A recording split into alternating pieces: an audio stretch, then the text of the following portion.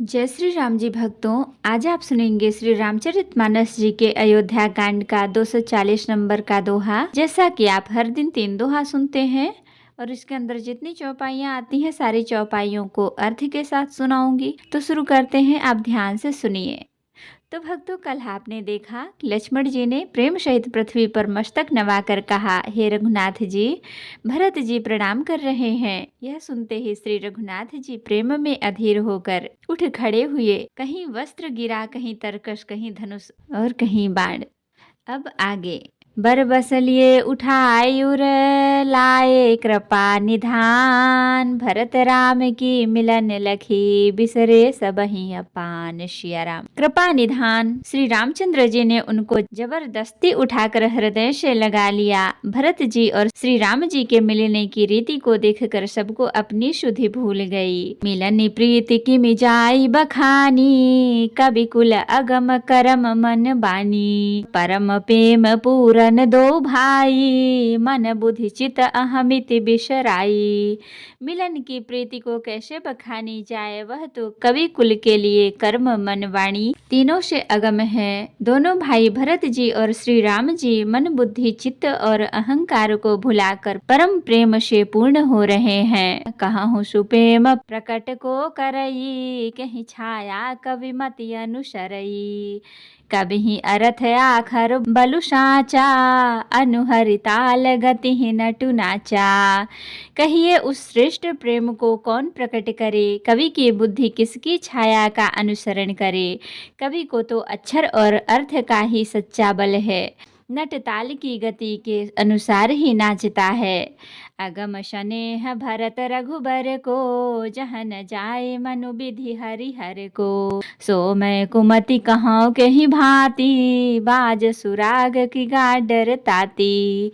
भरत जी और श्री रघुनाथ जी का प्रेम अगम्य है, जहाँ ब्रह्मा विष्णु और महादेव का भी मन नहीं जा सकता। उस प्रेम को मैं कुबुद्धि किस प्रकार कहूँ। भला गांडर की तात से भी कहीं सुंदर राग बज सकता है।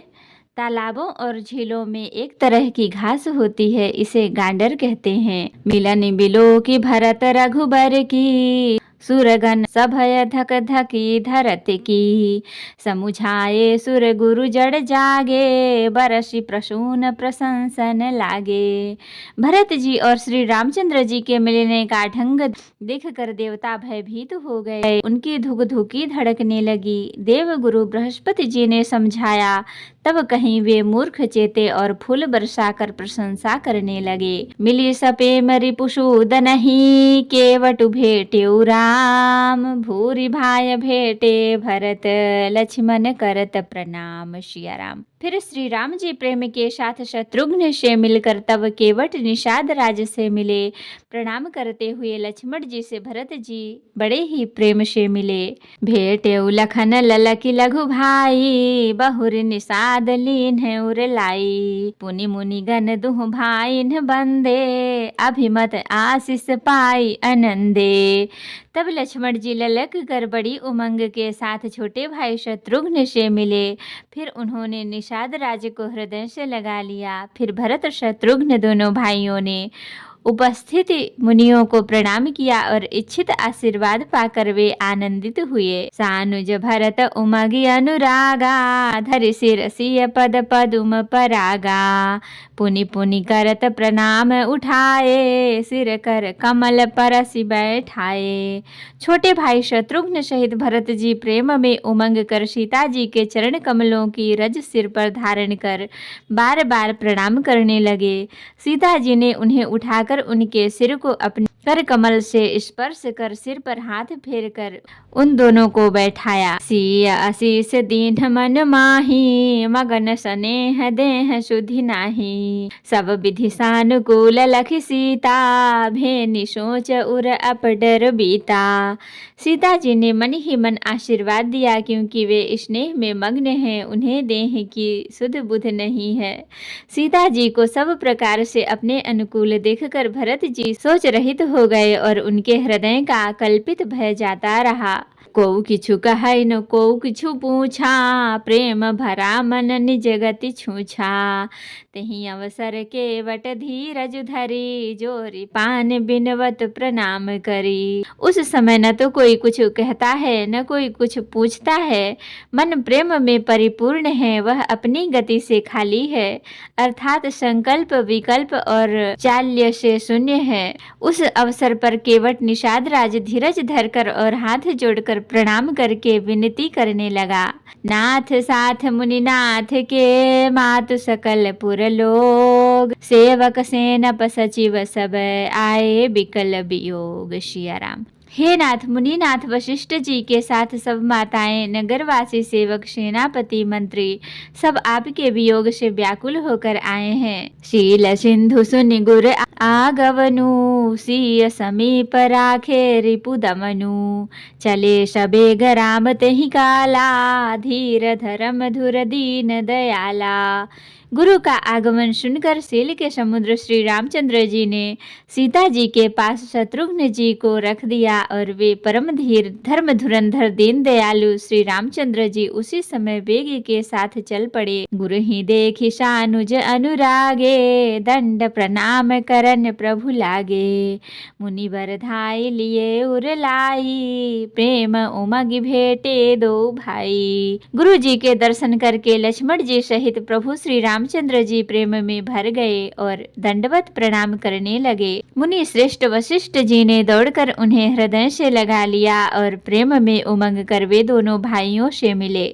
प्रेम पुलक के वट कही नामू, कीन्ह दूर ते दंड प्रणामू, राम सखा ऋषि सर बस भेटा, जनु महि लुठत स्नेह समेटा।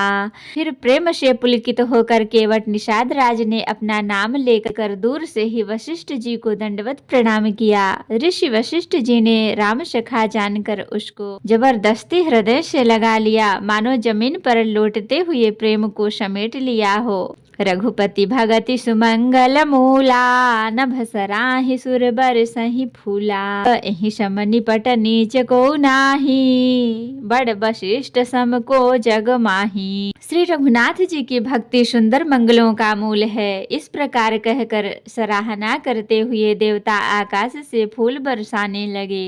वे कहने लगे, जगत में इसके समान सर्वथा नीच कोई नहीं और वशिष्ठ जी के समान बड़ा कौन है।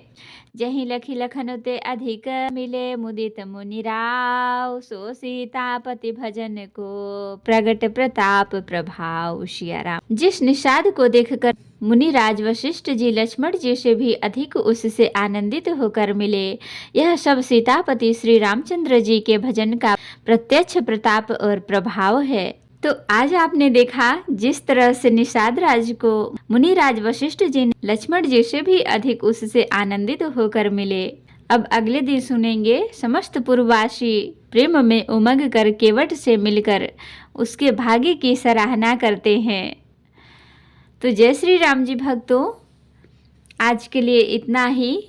कथा विसर्जन होते है विदा हो हनुमान, राम लखन सीता सहित सदा करहूँ कल्याण। कहूँ दंडवत प्रभु सन तुमहि कहूँ कर जोरी, बार बार रघुनाथ कहीं सुरत करायहु मोर। नाथ एक वर मांग्यहूँ सोई कृपा कर देहु, जन्म जन्म प्रभु पद कमल कबहु घटे जनि नेहु। सियावर रामचंद्र की जय, बोलो बजरंगबली की जय, बोलो सब देवी देवों की जय।